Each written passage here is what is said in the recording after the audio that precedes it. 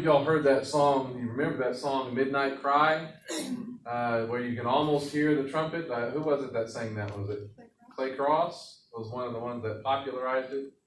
But it's a really powerful song about the second trumpet, the second coming. And this is one of the lines. I can almost hear the trumpet.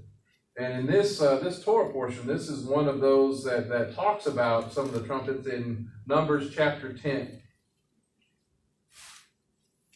And so verse 1, it says, Adonai spoke to Moses, saying, make 2 trumpets of hammered silver for yourself, and they are for summoning the community and having the camps set out. So you might see some of those examples or some of those pictures of them. There's different artwork and drawings and things of them. This is obviously what they believe. The general picture of what some of the silver trumpets would look like is just a long, straight horn. That's in contrast to the shofar, which is that ram's horn and such. The word for the silver trumpet is the katzotzera. I'm probably saying that's wrong. Katzotzera. It's talking about in trumpet. It's talking about that clarion, that call, that announcement. It comes from this word chatzar, which means to sound a trumpet. So the verb is to sound a trumpet. I know that's amazing. But the root of it really talks about surrounding as if with a stockade or separating it from open country. It's like within the sound of that shofar or sound of that trumpet, it's creating like a barrier or a shield or a protective status within which the flocks and the herds are kept and maintained, and where the people are restored. So within the sound of the trumpet if you're within the sound of the trumpet, you're not too far from home and safety, is the kind of the picture that's with it. And you can hear those trumpets from a pretty good distance. That's the neat thing about it all. It's a different word from obviously the word shofar, the ram's horn. We'll get into that a little bit later. But this is Psalm 98 actually. Verse 6, and you actually get to see both terms used in this one. With trumpets and the sound of shofar blast, a sound before the king, Adonai. So you have both of them there. This is the word for the silver trumpets, and this is obviously the one for the shofar. And we'll talk about that one, that verse again a little bit later. But if you remember from that verse 2, and it has the silver trumpet has these 2 purposes. It says they are for summoning the community and having the camps set out. So as they summon the community, what are we being summoned to? The word there, when you're summoning the community, it's talking about this idea of the mikra. Whenever both are sounded, I'm missing a verse here. It's after that, okay. But it's talking about a mikra. And if you remember a mikra, it's talking about a public meeting, but it's also a rehearsal. It's that calling to, it's that convocation, that holy convocation, where there's even a reading of the Word of God. And we see it, first pay a lot of attention to it in Leviticus 23, where he's talking about the feasts. And there's this proclaiming this sacred assemblies. So this is what the silver trumpet is calling people to. We'll get to that verse in just a moment. And when it's talking about the community, it's the word edah. It's a stated assemblage, a company, a congregation, or a multitude.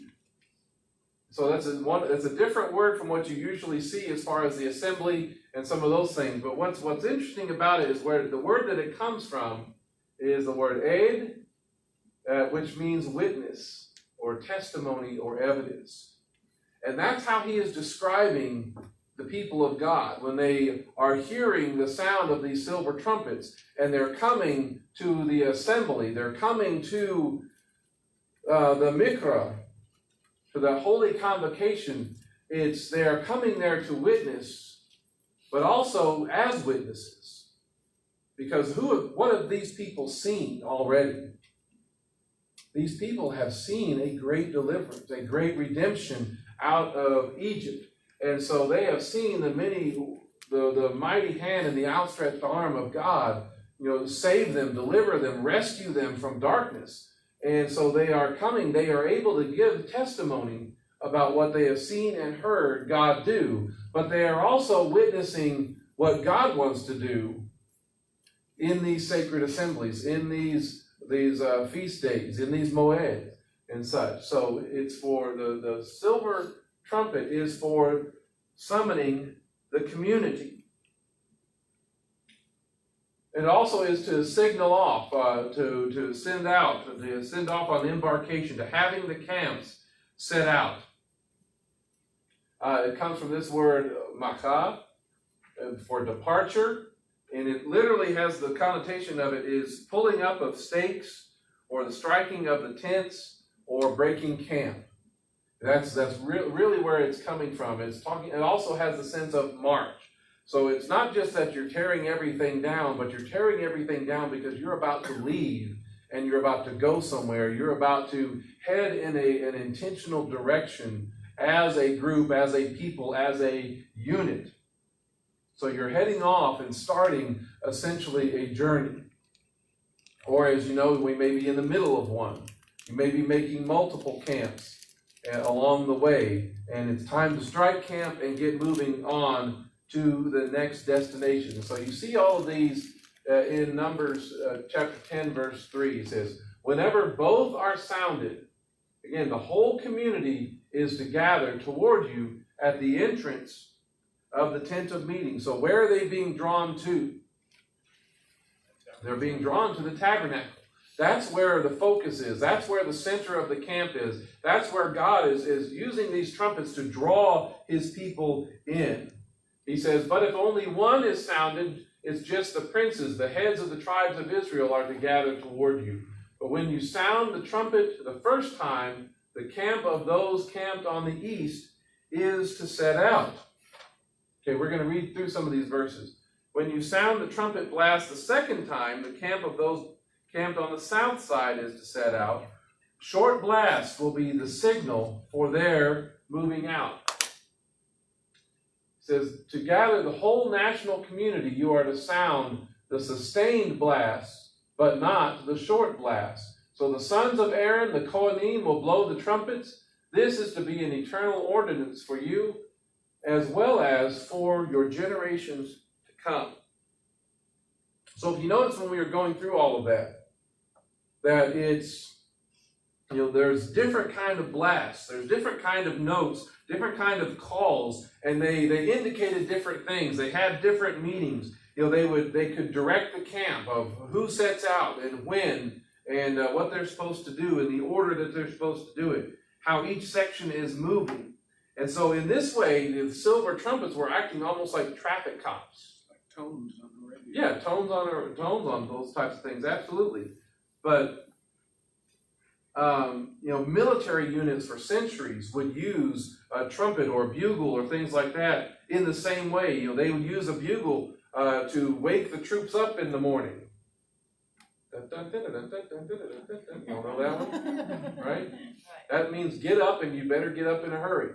But at the end of the day, at the reveille at the end of the day, they would use the bugle and the sound of that to send the charge into battle. How many of y'all know what the sound of the charge makes like in the old Western movies? Y'all remember that one? Dun, dun, dun, dun, dun. I'm doing it wrong now, see? I can't do it now. See, I've got something else in my head. Yeah, it's Lone Ranger. But see, you have to know all of those.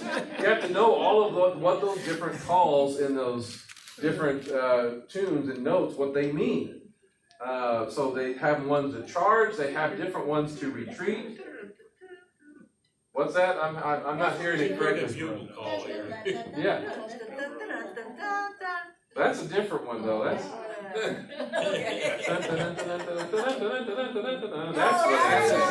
That's the charge. See, I knew I'd get it eventually. It's amazing what we're learning today. You didn't know. just exactly how much of the depth of biblical knowledge you're getting into. Oh my gosh. But so they were used for that kind of purpose, that directing and telling people when to set out. But realize from here in verse 8, it's only the priests, only the sons of Aaron that are allowed to sound the silver trumpets. Anybody can have a shofar. Anybody can have one of these. Anybody can blow one of these.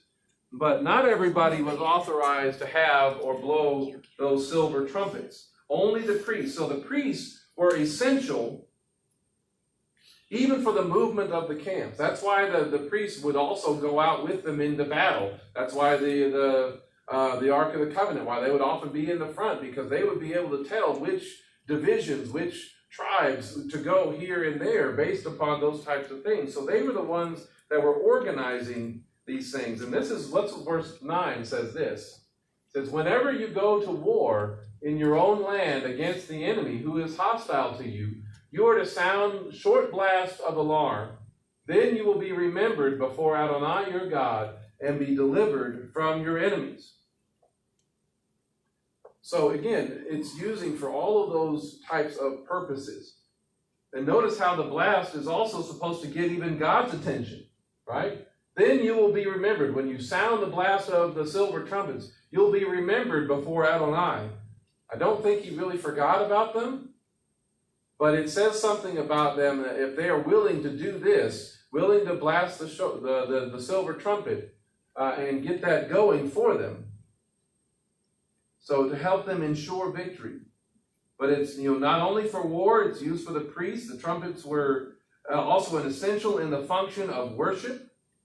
At the yearly feast days, essentially the trumpets were representing, in a lot of ways, the voice of God itself.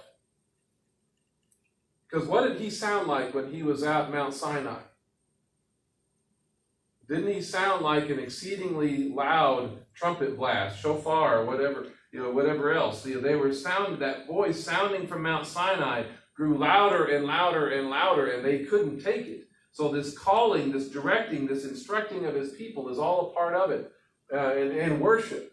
The silver trumpets were a part of that. So also at your days of rejoicing, feasts and new moons, you are to blow on the trumpets over your burnt offerings and fellowship offerings.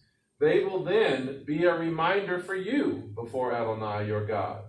For I am Adonai your God. So again, these trumpets were an essential part of it, of worship at the tabernacle, but also at the temple in general. And when you look at that Hebrew word for the silver trumpets and such, it's most often appears in 1st and 2nd Chronicles. Anybody have a guess why it shows up most often in 1st and 2nd Chronicles? What's that? 1st and 2nd Chronicles is primarily focused on the temple and the services there that are going on in the temple. So you see things like this in 2nd Chronicles 5:13. It says, then it came to pass that when the trumpeters and the singers joined as one to extol and praise Adonai, and when the sound of the trumpets, cymbals, and musical instruments, and the praise of Adonai, for he is good, for his mercy endures forever, when that grew louder, the temple, the house of Adonai, was filled with a cloud. So again, these silver trumpets were essential for the calling together, the assembling of the people of God before the Lord at all of these events that we just went through, the feasts, even the new moons, and all of those things. They were all supposed to be gathered together on those days and at that time before the Lord, because it's a reminder. It's a reminder for us. It's a reminder for us to come before him. So these trumpets were supposed to be known, and they're supposed to be known even by God's people, because they're supposed to be operating. They're supposed to be functioning, right? Ideally, they're supposed to be operating even right now. And they will be operating in the future. So we're supposed to know what these are. The problem is the problem is bigger than the fact that we don't just have a temple anymore, so they're not sounding these silver trumpets. It's actually a lot bigger than that. But just like the Israelites, we are supposed to know what the different sounds mean and how we are supposed to respond to them. Because it shows, this shows up in the New Testament based on usage in the Septuagint. And the trumpet has much of the same functions when we see it in the New Testament. Okay, we were looking at this one earlier. All right, with trumpets and the sound of the shofar blast, the sound before the king, Adonai. Both of these, the trumpet and the shofar, are translated with the same word when you look in the Septuagint.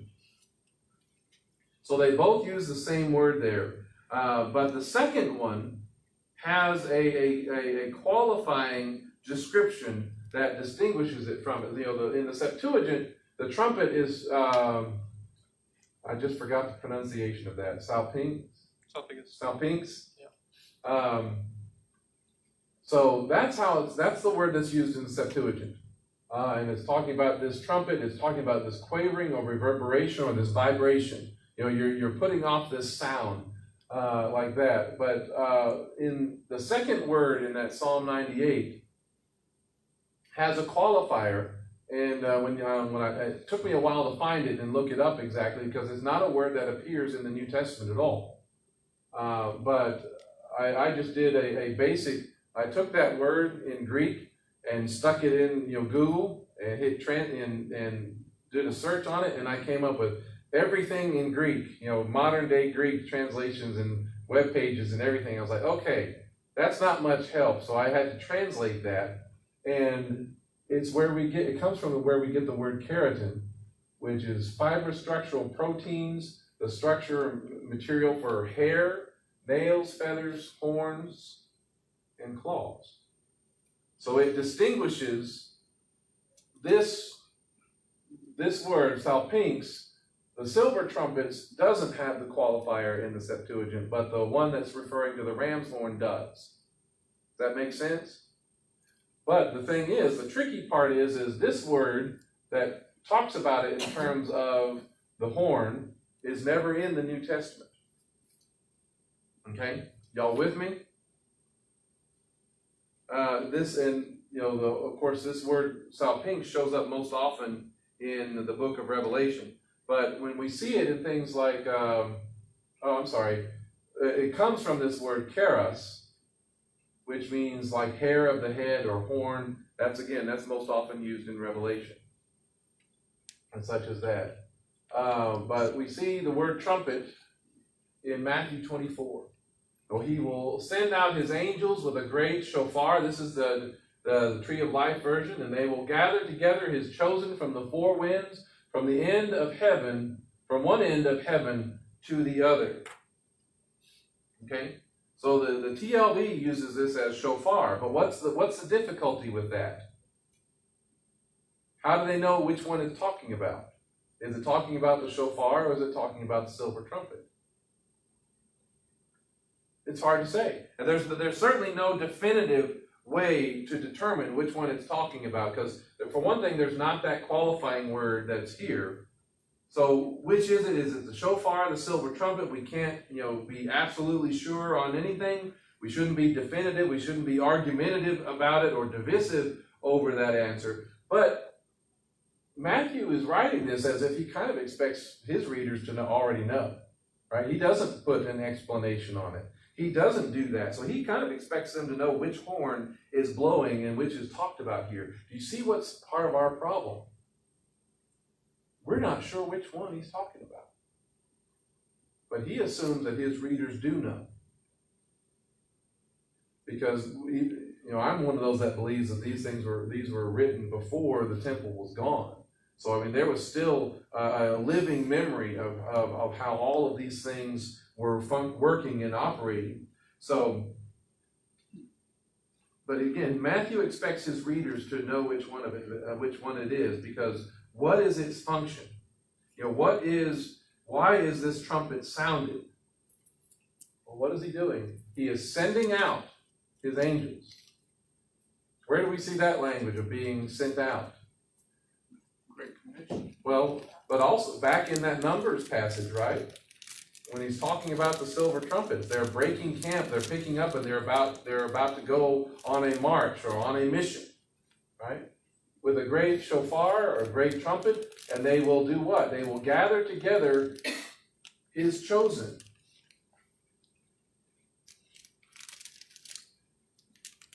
So the function of this trumpet sound, the angels being sent out at the timing of the trumpet sound, much like the camp is in Numbers 10, and the angel is also gathering the people of God from one end of heaven to the other. Where is he bringing them?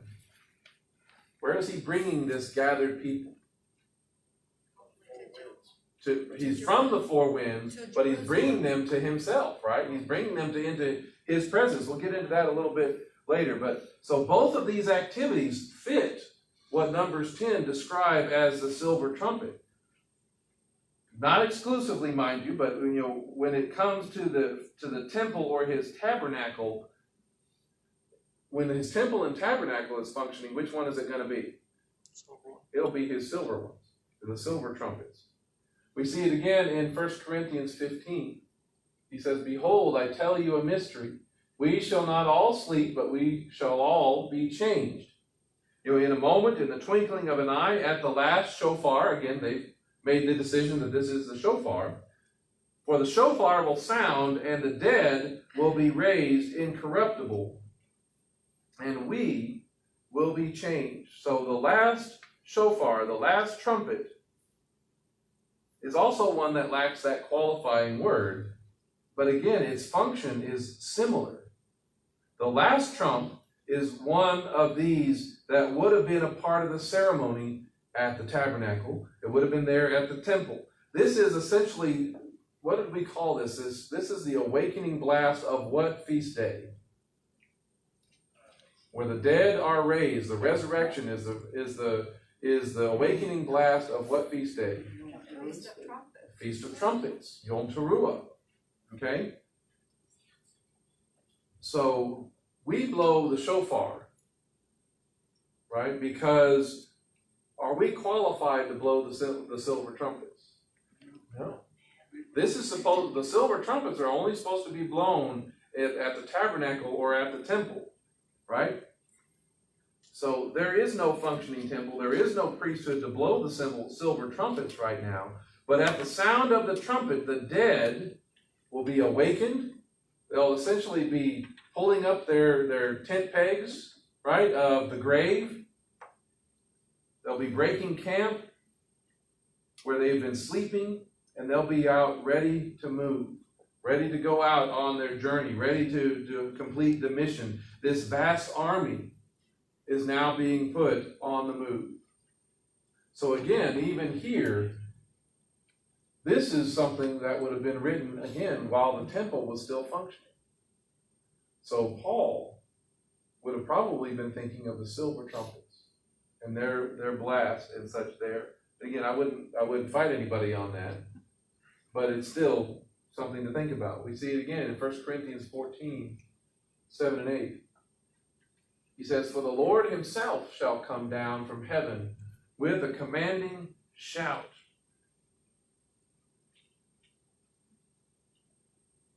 with the voice of the archangel, and with the blast of God's shofar, and the dead in Messiah shall rise first. Then we who are alive, who are left behind, will be caught up together with them in the clouds to meet the Lord in the air, and so we shall always be with the Lord." Again, there's not that qualifying word that's there. And I'm not forgetting about the concept, the Jewish concept about the horn and from the ram provided at Isaac. I'm not forgetting about that. But the instruction and purpose of the silver trumpets is explicit in the Torah. That's something that is explicitly there, and we know that they are patterned after the heavenly tabernacle. We know that everything that's happening and functioning in the things that are going on at the temple are planned and patterned and comes from God. So this is that awakening blast again. And it explicitly mentions that gathering for a meeting. We who are left behind will be caught up with them in the clouds to do what? To meet.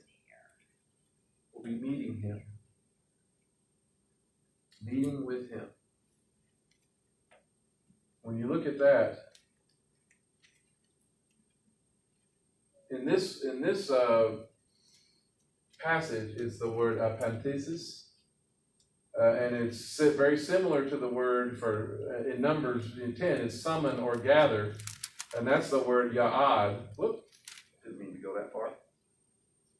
But so the Septuagint does use a different word at this particular passage to translate it, but it means to meet by an appointment.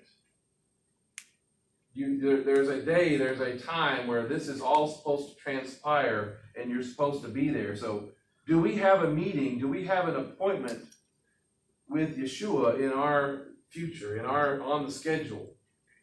Do we know what the day is? Do we know what the hour is? So what do we need to be listening for? Shofar. We need to be listening for that blast of the trumpet, whether it's a shofar, whether it's a silver trumpet. But so we need to be listening for that so we can know, when all of these things are supposed to be happening. See, I thought I had that wrong. That's 14, 7, and 8. That's not right. This is 14, 7, and 8. This is 14, 7, and 8.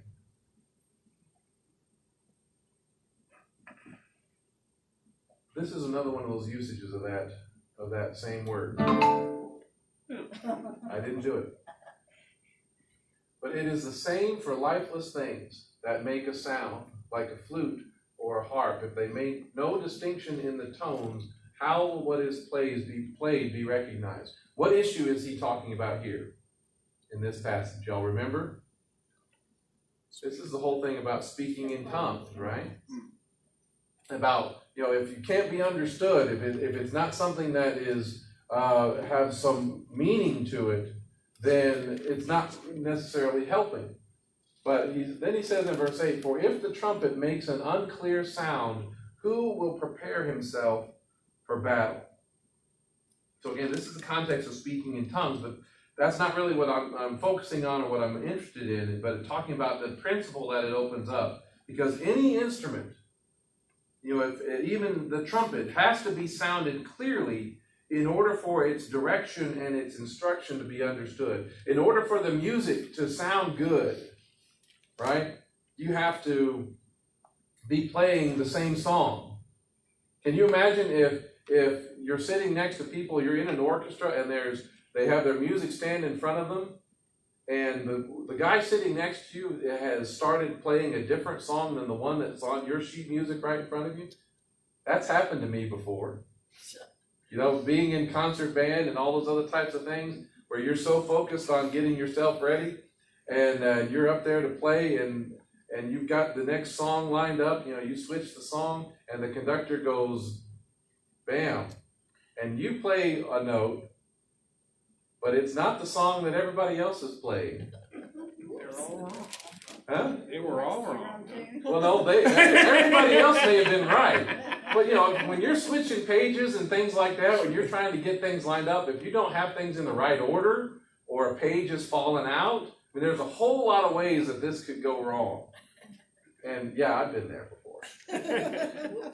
Yeah, it's not, because, there's some songs that you have to play. The very first note is not a quiet little, let's ease into this kind of thing. Some of these songs start out with a bang. And you have to hit it, and you have to hit it hard. You have to hit it with confidence. And if you're wrong, it's like, oh man, everybody and their dog just heard how I played the wrong note. So I've been there before. But you have to make a distinction in the tone. You have to be playing the right tune in order for the music to be something beautiful, in order for it to be understood what's going on. And so armies, you think about military, if they don't have clear communications, can they fight effectively? Can they coordinate their movements effectively if they don't have good communications? No. In fact, that's one of the first strategies that an enemy will try to do, is to cut off the communications of your opposing force or of your side. If you can't communicate with each other, you don't know where each other are going. And so it's an essential part of winning any type of conflict. And if the trumpet doesn't sound clearly, Paul asks, who will be ready for battle? A battle can be won on communications alone. If they don't know where they're going and they can't coordinate who's who, they'll end up shooting at each other if they're not careful, because they can't always see each other. So battles can be won on communication and disorientation alone. So again, if the trumpet doesn't sound clearly, who will be ready for battle? And so the question has to be asked for us. This is where it gets a little more challenging and a little more personal. And are we, as the people of God, and when we think about the state of the people of God around the world, in this country, in this community, are we ready for battle as the people of God? What do you think? Are we all hearing the right tune? Are we all receiving the right orders? Or are we getting disrupted communication? That's where this comes in. Yes or no? What do you think? No. In a lot of ways, that's a big no. Big no. We are not, in many ways, ready for battle. And why not? Are we not going to be fighting against the same enemy? I mean, don't we really all have the same enemy? We're fighting against the kingdom of darkness, and we're waiting for the last trump and all of that. Aren't we still fighting Satan and darkness on a daily basis? I mean, we can't just wait for the last trump. I mean, if we're waiting for the last trump and that's the only trump that we ever hear, we're not getting our orders correct in the meantime. So don't you think God is trying to communicate his battle plans with his people? Yes or no? Even today, is he trying to communicate his battle plans? Yes. Yes, he is. Of course he is. And he communicates his troop movements in a lot of ways with the trumpets. And so if we're not ready for battle, if we don't know where we're supposed to move or when or where we're supposed to assemble, doesn't that mean or imply, does it imply that God is not sounding his trumpet clearly? Is it God who's not sounding the trumpet clearly? Is that the problem?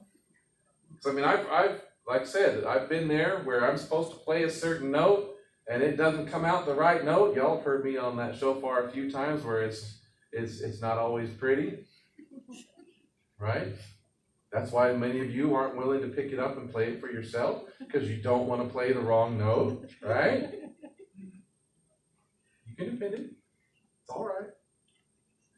Is God not sounding a clear call? Okay. So because it's him, we should realize that he knows, he makes distinction in the notes. He knows what he's supposed to play. He makes a very clear and distinct call. He knows how to sound the trumpet. So if he is sounding a clear call, why aren't we as his people ready for battle? That's a question we need to ask. And here's some things about why I think this is our problem. I'm going to go in these, I'm going to talk about these in reverse order. But number one, we don't even hear his trumpet. Right? Number two, we don't understand his instructions through the trumpet. Number three, it's really because we're listening to the wrong trumpet.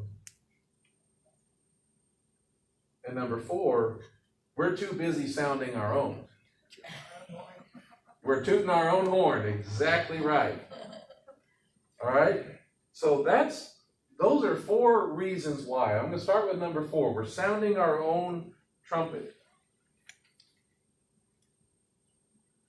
The people of God are I'm having a hard time reading this because I had to print it differently today. The people of God are sounding our own trumpet based upon what we think. We have our own way of doing things. We have our own traditions of men. We have our own philosophies and fine-sounding arguments. For much of the world, we think that the wisdom of God is foolishness. It doesn't make sense to us. We think we're smarter. We think we're better. Oh, that's old-fashioned. That's out of date. That was written so long ago, right? We're sounding our own trumpet in what we think. We think we know better. And so we're establishing our own wisdom. We have our way of getting around his Torah so as to let ourselves off the hook. We sound the trumpet with an unclear call in terms of false teaching. All right, we have with bad theology. I mean, is there false teaching out there? Is there bad theology out there? Yes, there most certainly is. We sound our own trumpet and don't hear him correctly when we have a lack of love, with our hypocrisy, with our anti-Semitism and racism, as we're struggling with even today in our country right now. They still present in our communities. We have disunity, and we oftentimes tie our faith in Messiah to a political party, a political figure, a political position. Does that ever cause us to be sounding our own trumpet, thinking that we can solve all of our problems ourselves? Right? So we have a lot of that kind of stuff. And with that, we sound our own trumpet, but we're also listening to the wrong trumpet. We've got to understand that the enemy of God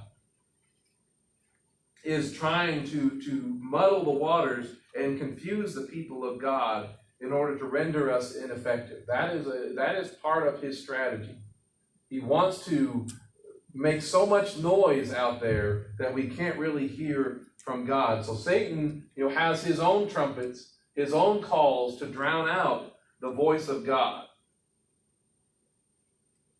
And he wants us hearing those calls better than we hear God. He wants us responding to those things more than we respond to him. He wants us to move out, to break camp and to go at the wrong time, for the wrong reason, in the wrong direction. Y'all realize that?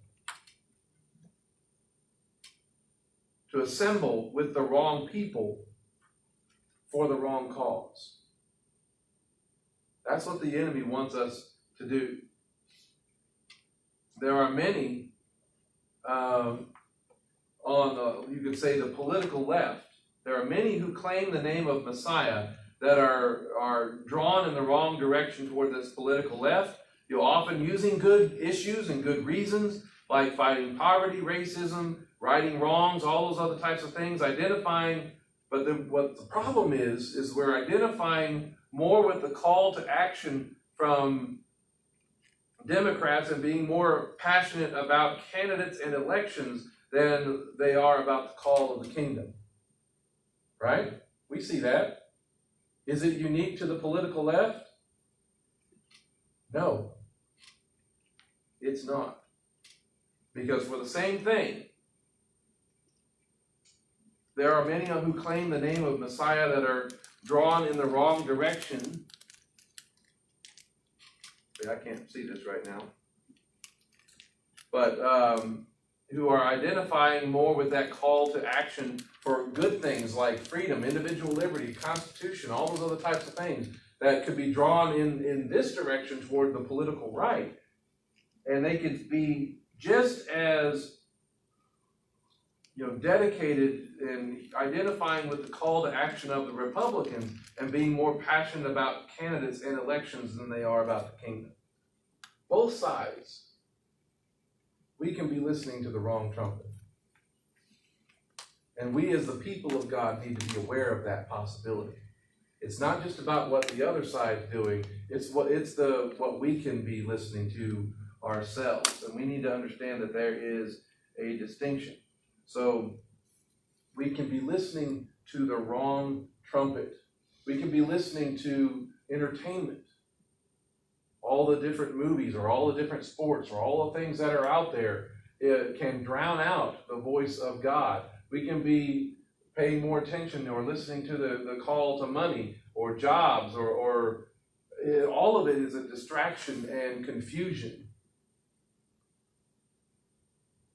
And then we get to this next problem is we don't really understand the trumpet anyway. We aren't ready for battle because we don't understand the trumpet, its purpose, how we're supposed to respond to it, and what our responsibilities are. We don't really know what God expects of us, what pleases him, and we think we do. You know, many of us have been in grown up in church and all that, and we think we know what pleases God. We think we got it all figured out. But as a whole, as the people of God, I mean, you're here and you're realizing it's like, no, we haven't been understanding everything correctly. We don't understand the trumpet because we really ignore his instructions. You know, the body of Messiah doesn't really recognize his Torah, which means we're not listening to his instructions. We don't really understand our relationship to it because most don't consider the Torah as important. They don't really know how, because we don't recognize the Torah, we don't know how to prepare for battle. That's the basic of it. We don't know how to prepare for battle the way that the Lord wants us to. And it's as if we are skipping basic training. How smart is it to take your soldiers and drop them into the war zone without giving them any training? I know I've used that analogy before. It usually doesn't work that well. The enemy is usually going to advance and you're just going to kill off a lot of your people. But so we shouldn't be surprised that we don't know how, if we skip basic training, we shouldn't be surprised that we don't know how to use our weapons, that we don't know how to coordinate effectively, that we're more fighting each other than we are the real enemy. It's because we don't really recognize and know the voice of our commander and what he would have for us to do. And so, because we are ignoring this element of our walk of faith, and because we have ignored it for centuries, we don't even understand what the trumpet, if you could hear it, what it would mean and what we're supposed to do about it. And then lastly, and most importantly, most of us don't really hear the trumpet at all. This one is in many ways the most disturbing because we aren't ready for battle because we haven't grown up with his instructions. We don't even know to be listening for it at all. And we've been taught not to. I mean, we've been taught as far as his instructions, as far as his Torah, that the noise that's put out from his Torah, all that stuff, you just got to figure out a way to tune that out. Right? Have y'all ever had been in one of those room that has a light fixture or something that's buzzing, and it's just that constant hum in the background? How many of y'all hate that kind of stuff? I hate that. It drives me nuts to just have this constant. I hope I pray I never get tinnitus with the ringing of the ears kind of stuff, because that would drive me insane. But you have to get to the point where, okay, there's that buzzing. If you can't fix it, if you can't do something about it, you have to figure out a way to either drown it out or tune it out, where it's like you don't really hear it anymore. And so you may be in the same room hearing the same buzzing for a year, and some new person walks in the room and is like, "You hear that?" And what's your typical response? No. Oh, no? Well, I guess I'm kind of used to it, right? That's how we are. Because we haven't heard and obeyed his Torah for most of our lives. We don't hear the trumpet and the kind of call that he is giving us. Most of us in this room are adults before we knew we were even supposed to listen for him and his instructions, right? Most of us were adults before we were supposed to know about our relationship to the Torah. Our kids are at an advantage over us because they at least can connect correct the foundation laid. They can lay that correct foundation and build upon it from there. They don't have to necessarily tear down some of the not quite right foundation, right? They're not having to do that same kind of home improvement repair that we are. When it came to most of us and how we grew up, the only trump that mattered was the last trump at the midnight cry.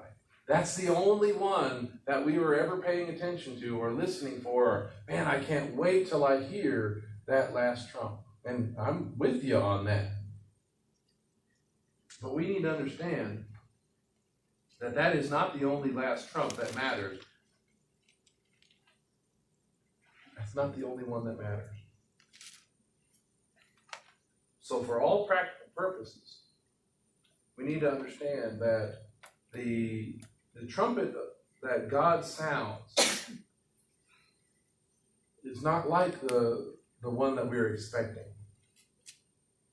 Because the one that he is sounding on a daily, on a weekly, on a yearly basis is almost silent and a muted trumpet for most of us. As if the pitch or the frequency of his trumpet is above the range of our hearing. Right? It's not that he's not sounding, it's that most of us can't hear it. Y'all know what a dog whistle is? Y'all know that if they have to put a special thing in the dog whistle to let you know that it's working. Right? They put a special little whistle in there that sounds off. That's just for you. But they can make a dog whistle that you blow on it and it makes no sound that you can hear at all. Y'all know what I'm talking about? Because its range is so far up there that you cannot hear it. So dogs can hear higher pitches. Bees, they can see an ultraviolet light that we cannot see. Dolphins can sense and interpret sound waves through that echolocation. Many animals can navigate by seeing or by sensing the Earth's magnetic field. There's a whole lot of stuff of information and senses that's out there in this world that we are completely blind, deaf, and unresponsive to. So it's not as if God is not sounding. It's just that we may not be listening or we may not be hearing it. We just don't hear it. We just don't even listen for it because we grew up thinking it's not for us at all. Do you remember what the silver trumpets were supposed to call people to? Remember? At the days of rejoicing, feasts, new moons, you are to blow on the trumpets over your burnt offerings and fellowship offerings. They will then be a reminder for you before Adonai, your God. God is sounding a trumpet to call his people to assemble at all of these events. We're the ones that don't hear it. We're the ones that don't respond to it. And when you think about this, with the feast days, the days of rejoicing, feasts and new moons and such like that, what does that Leviticus 23 passage tell us is the first of all his holy convocations? It's the Shabbat. The Sabbath is the first of his holy convocations, his mikra, which is where we started. Every week on the calendar of God, a trumpet is sounding that most of the body of Christ doesn't hear or ignores. And we have to be reminded. Even we have to be reminded of it. We have to remember to listen to it. We have to learn how to respond to it. It's an adjustment to start changing your life to move to Sabbath, isn't it? You have to remember, oh yes, today is Friday. I've got things I've got to get ready because it's almost Shabbat.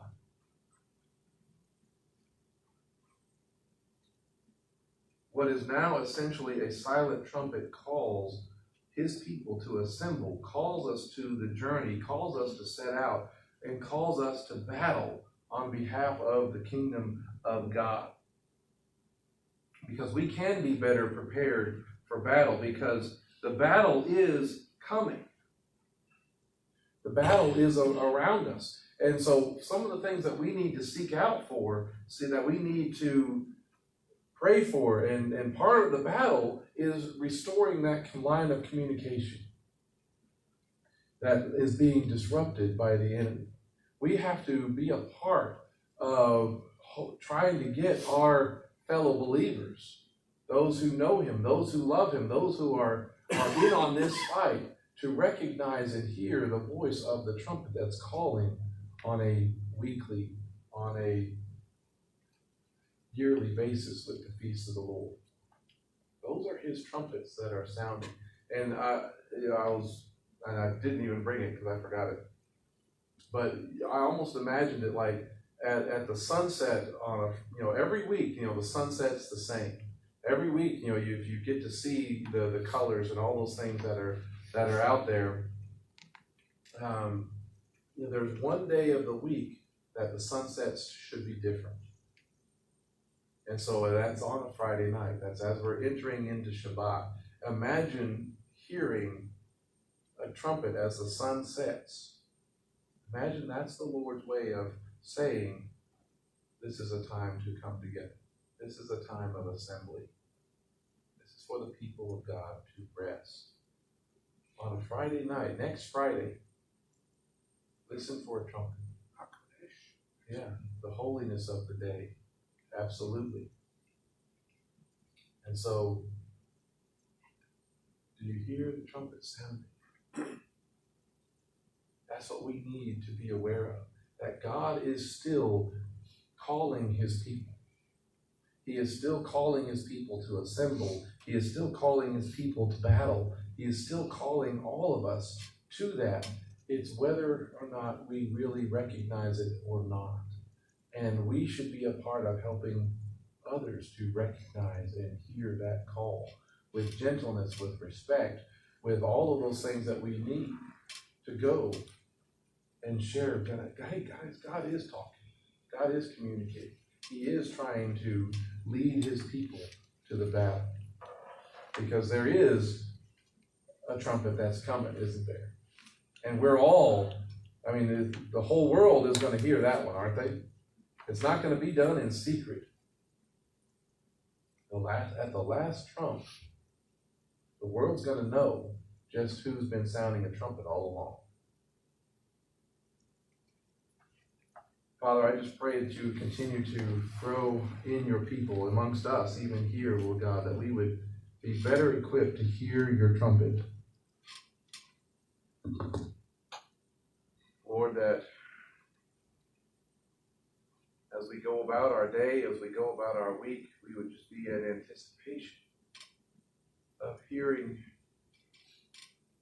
your direction, your instruction, your guidance on where to go, how to go, that we would hear your voice, that we would hear your call. Lord, that our ears would be sensitive to just these different frequencies, these different things that are out there that we're not used to listening to. Lord, help us to block out all of those things that are distraction, all of those loud noises that prevent us from hearing your call, your word. Give us sensitive hearts, sensitive ears. Because, Lord, your trumpet is sounding, and the day is drawing near. May you be exalted in us and among us. May you show us your glory and your power, and may we as your people be ready for battle. It's in the name of Yeshua we pray. Amen.